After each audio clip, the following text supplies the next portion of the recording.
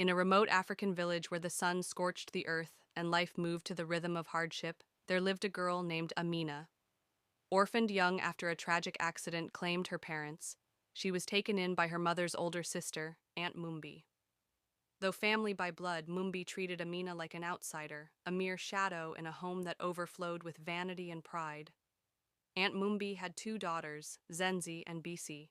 They were the center of her world, adorned in the finest clothes their city cousins sent, their feet never soiled, their hands never calloused. In stark contrast, Amina was the invisible engine of the household. She rose before dawn to fetch water, swept the yard, washed clothes, and cooked meals, her efforts always met with cold silence or scorn. Amina learned not to expect kindness. Her solace came from whispered lullabies and stolen moments under the moonlight where dreams dared to form. She longed for love, for dignity, for a life where she mattered. Then, one dry season afternoon, a stranger appeared. He was gaunt, barefoot, and cloaked in dust. The villagers jeered.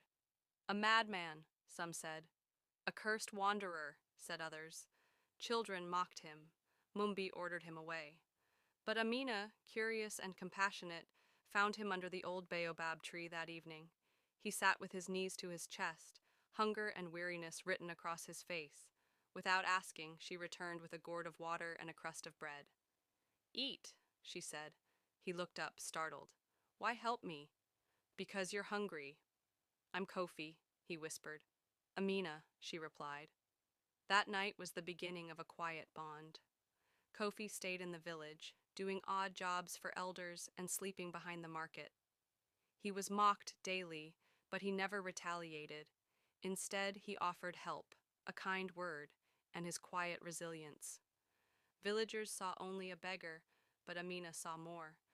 They spoke in hushed tones when no one listened. Kofi asked about her dreams, her favorite food, her parents. He never laughed at her answers. For the first time, Amina felt seen. Then came Mumbi's pronouncement, a cruel twist of fate. "Amina will marry the beggar."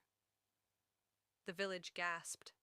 Zenzi and Bisi erupted in cruel laughter. "Perfect," they said. "Let the maid marry the madman." Amina fell to her knees, begging for mercy. "He's a nobody," Mumbi snapped. "So are you." The wedding was rushed. No celebration, no music. Amina wore a borrowed dress. Kofi wore torn sandals. They were given a crumbling mud hut at the edge of the village. But in that hut, something rare unfolded. Kofi swept the floor, repaired the thatch, planted maize, and filled the home with quiet joy. He made Amina a wooden necklace and sang songs in the dusk. "Why do you look at me like that?" she asked one night. "Because you saw me when I was invisible," he replied. He told her he once had everything but lost it. She didn't press. His love was enough. Their garden bloomed. So did their laughter. The villagers whispered, then grew silent. Zenzi and Bisi, waiting for rich suitors, watched with envy. Mumbi ignored Amina's existence. Then everything changed. One morning, the village shook with the thunder of engines. 4 sleek black SUVs rolled in, glinting under the sun. Villagers poured out, murmuring in awe. From the lead car stepped out men in tailored suits. Then, Kofi emerged. Not the beggar. He wore a silk suit, a gold watch, and the posture of a man reborn. Gasps echoed. "My name is Kofi Asare," he announced, CEO of Asare Holdings. "I own enterprises in agriculture, real estate, and transport across Africa." A stunned silence fell.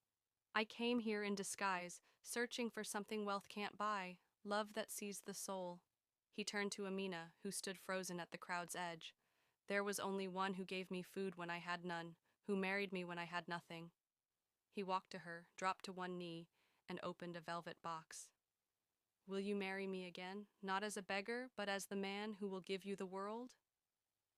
Amina's tears fell. She nodded. The crowd cheered. Mumbi sat in stunned silence. Zenzi trembled. Bisi dropped her mirror. As the convoy left with Amina and Kofi, a slipper slipped from Amina's foot onto the dusty road. Bisi rushed toward it. "No," Mumbi said, Her voice cracked. It's not for us? She bent and began to sweep the ground where Amina once knelt. And so, the beggar became a king. The forgotten girl became a queen. The village never forgot the day love turned shame into a fairy tale, and destiny answered with gold.